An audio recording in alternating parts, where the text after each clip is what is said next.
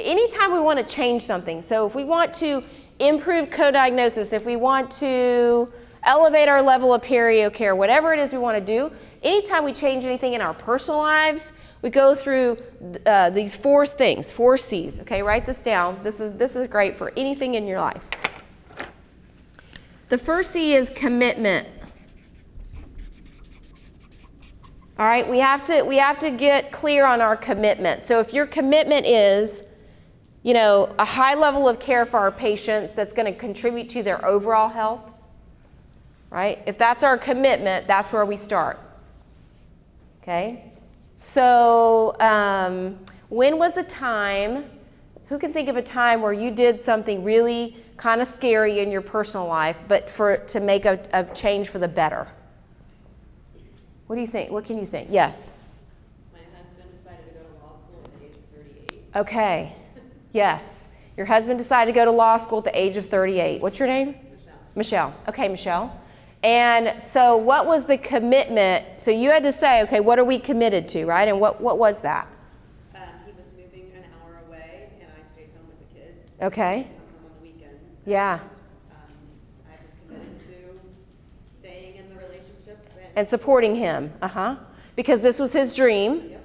And he probably he wanted to do this for himself and also for your family, right? So you had a commitment to work together as a family to make this happen.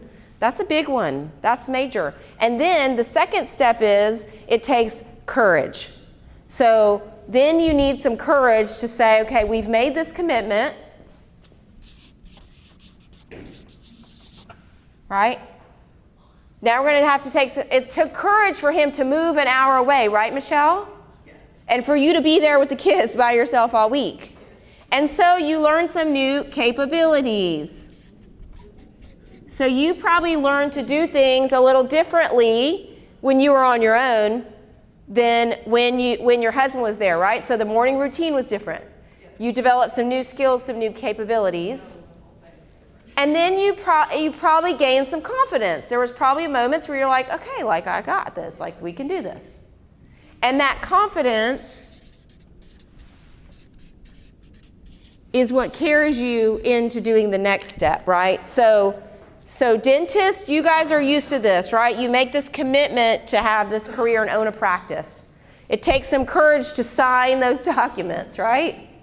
And then you've got to learn some new capabilities and some skills for keeping this practice afloat and for marketing and managing team and doing great work, and that gives you confidence. So then you continue to do these things, right? Then you buy a CERAC machine and you go through the same steps, and then you move to a new facility and you go through the same steps. Sometimes, as team members, we don't have the same opportunity on the job to go through these kinds of things, and this confidence wanes.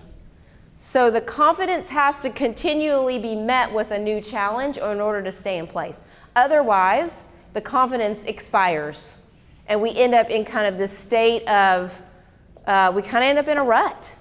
We kind of end up on this path of least resistance. So anytime we want to do something new or make a change, we've got to go back to the commitment.